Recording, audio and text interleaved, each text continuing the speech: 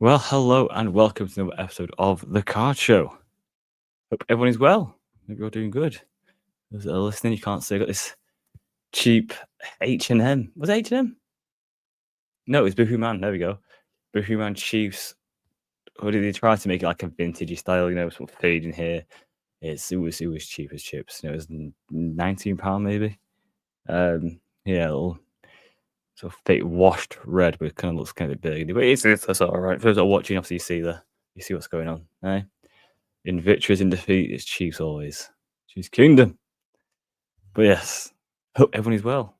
Hope you're doing good. Today's episode, this week's episode, what we're talking here. A few things, mainly the top topic, the main topic is going to be around Veefriends and the play there. But let's quickly touch on the whole Panini Fanatics lawsuit. For those that may not know, we had something quite similar in the UK not long ago as well. A couple of years ago, was where a supermarket was trying to buy another supermarket. It went to court. I didn't get to court. It was like It's like an arbitrary court. I can't remember what it was. Sorry, what's always how it was. Basically, they deemed that it would be classed as sort of a domineering move on the market, and they wouldn't allow it. You had to have two of the big supermarkets sort of merging into one.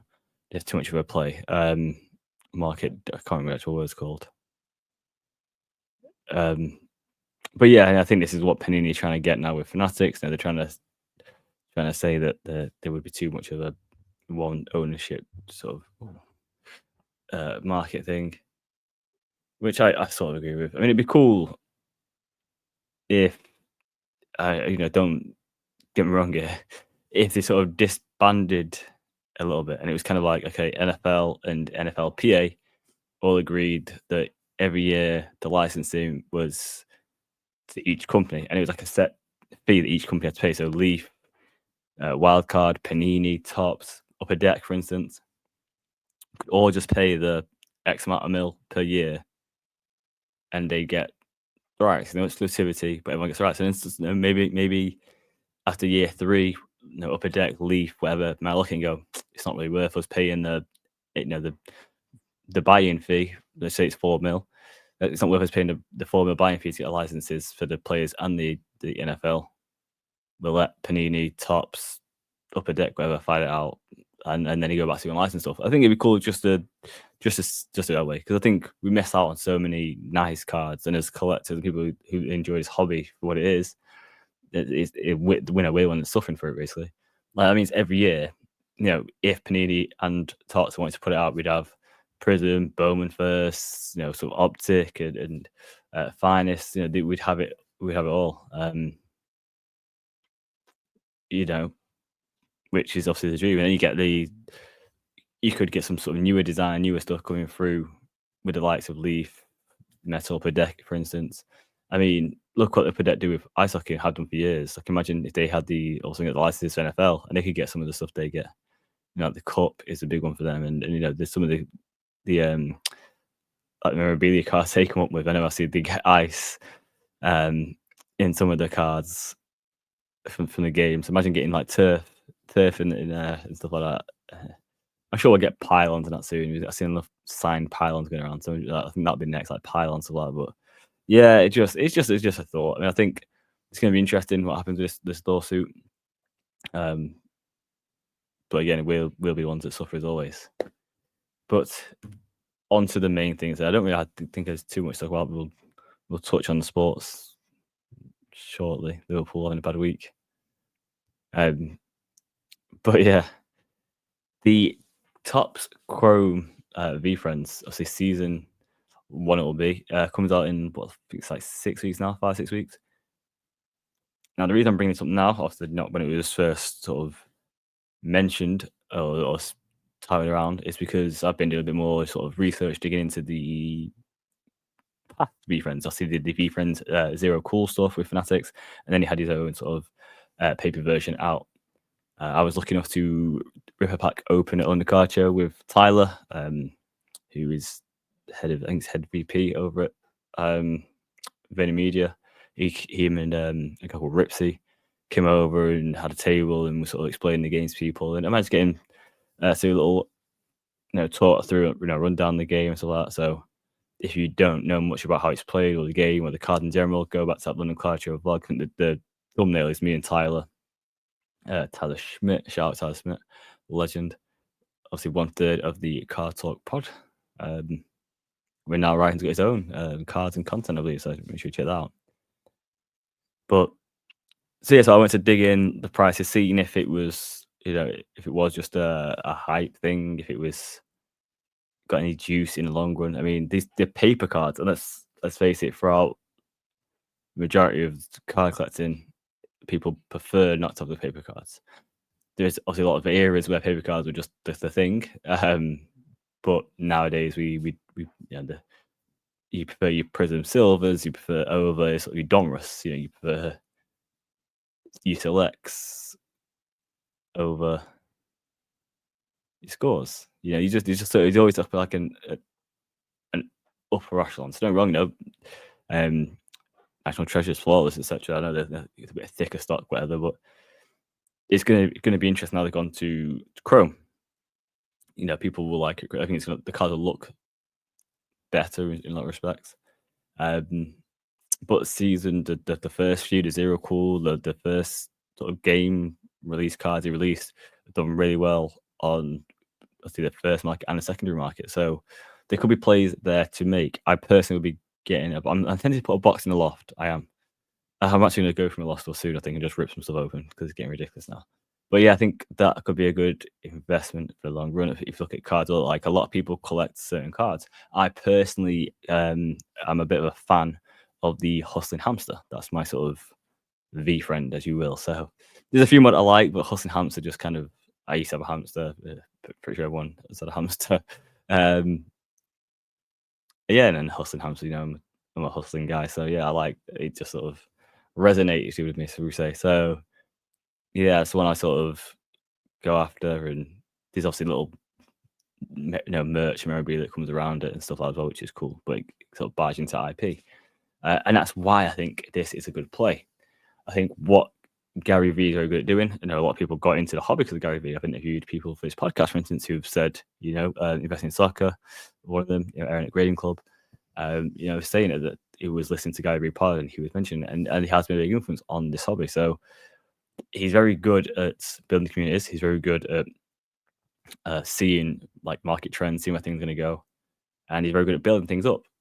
And I think he'll do. He's done a lot with Veefriends. I think he'll do a lot more. He's doing his TV shows. Obviously he's got books. He's got clothing.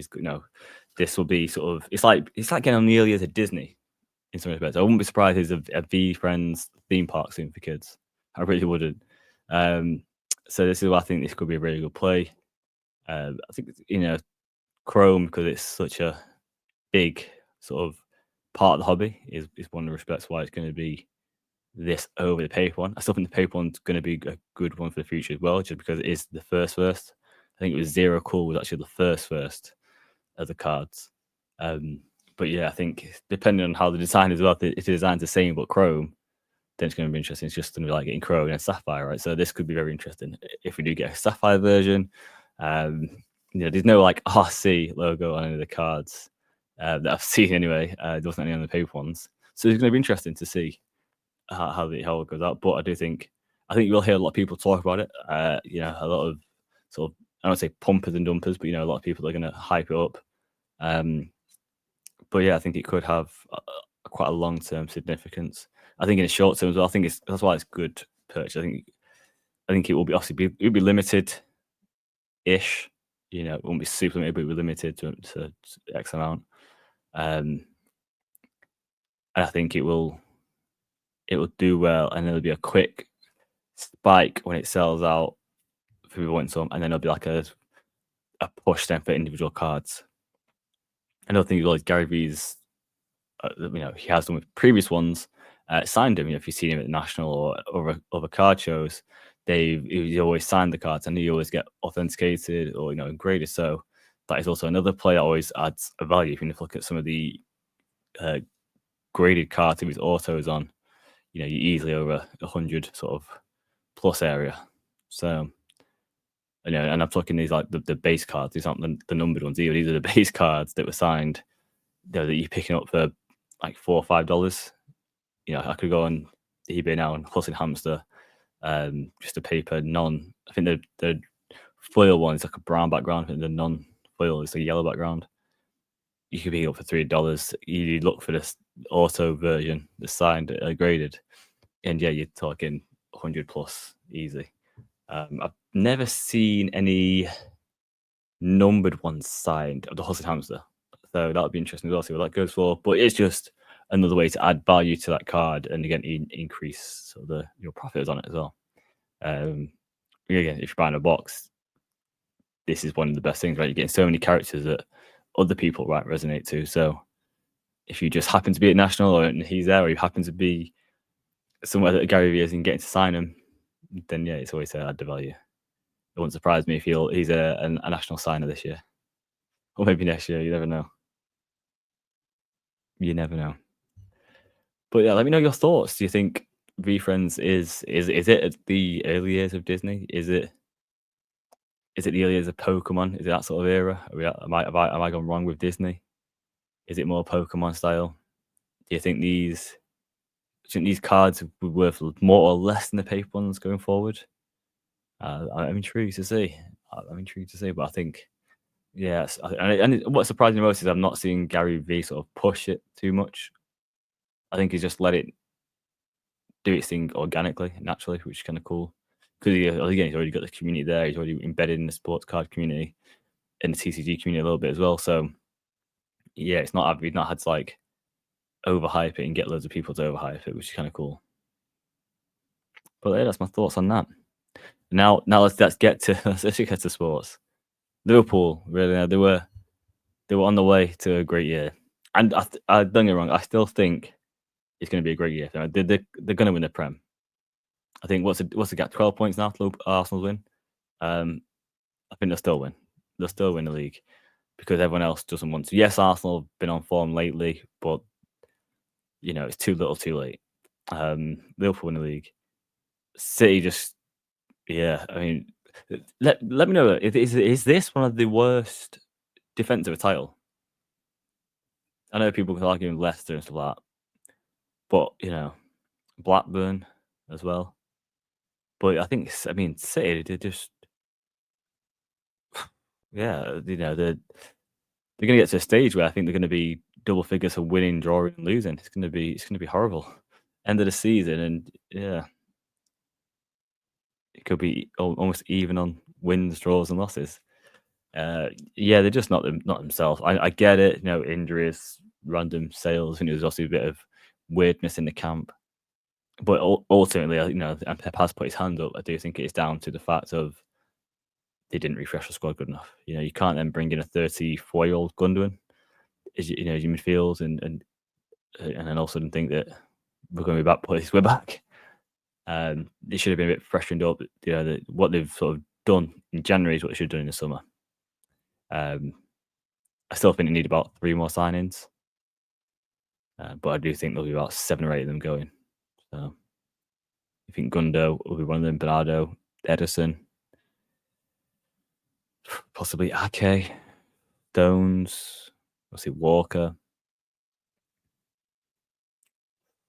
Yeah, it's going to be craziness, absolute craziness. But also shout out to Newcastle for winning the Carabao Cup, first trophy in 70 years. I kind of hope that they can get around their like FFP nonsense or PCR it's called nowadays. Because good little team they've done there, good manager. Shout to him, could have been the England one. I mean, looking at Tuchel's squad, I swear he just like looked at random stats. Maybe playing Champ Man from like 2 years ago, and he's like, Ramsdale, get him in there, yeah, and I'll choose these guys. There's so many people that are performing really well this year, especially like Forest, for instance. But hey ho, we'll see how it plays out. It's too close. The England under 21 team, though, that looks fire. That looks fire. It's going to be interesting. Obviously, this season. I don't want to say it's wrapped up now, but the season's pretty much wrapped up, right? There's less than 10 games left, I think, for the majority of teams. There's a few teams got 10 games left. I'm sure a lot of teams, especially City, for instance, are looking towards next season, the signings. Do you think there'll be some big moves? Do you think there'll be, you know, Florian Wirtz obviously been injured. Will he make a move to the Prem? Will he go Munich? Will he go to Spain? Will there be some big moves? Whose cards do you think have the biggest price bumps because of the moves or because of, would potentially sell out winning the league and then leaving? Possibly Trent, VVD as well. It's going to be interesting. I think Liverpool have to do a bit of a shake up. It's going to be a very interesting summer. I think we're going to see a lot of moves, and we're going to have a very interesting card market because of it.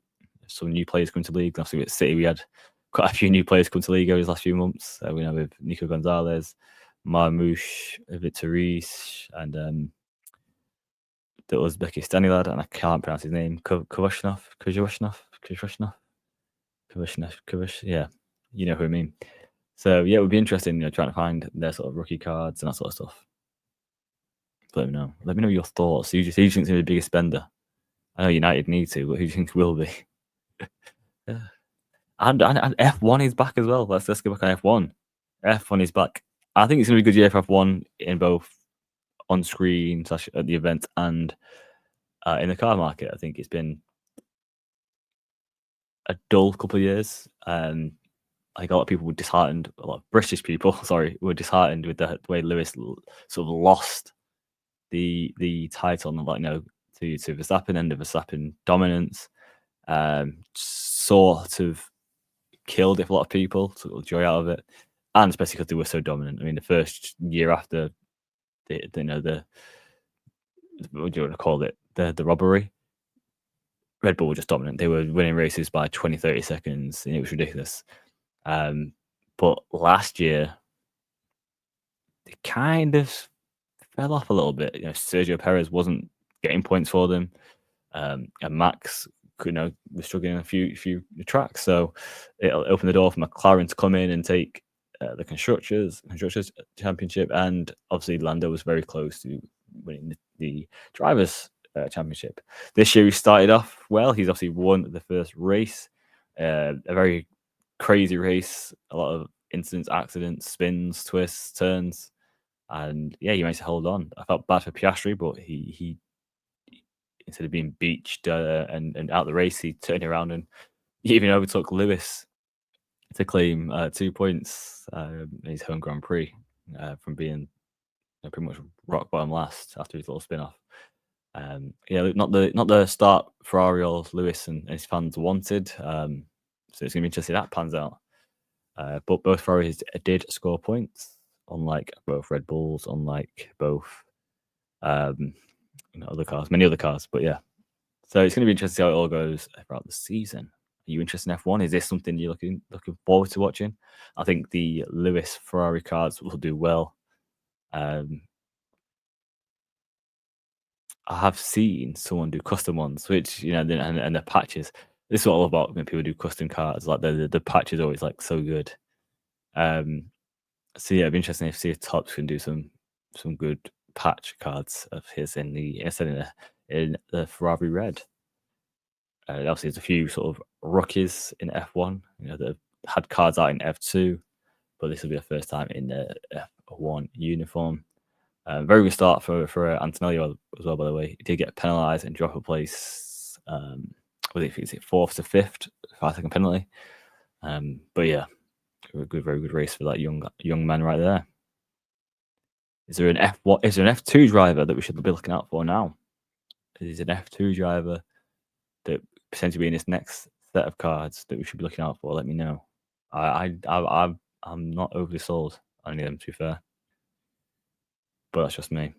And I think the people that are in it now could be in F1 for a couple of years yet. There's a lot of young drivers, but we shall see. Well, that is it for another episode. I know it's short and sweet because I don't know why. It just is. But I hope you enjoyed it. I hope it got you through 20 minutes or something. And I hope you give something to think about. But until next time, guys, take care. I'll see you guys soon. Peace.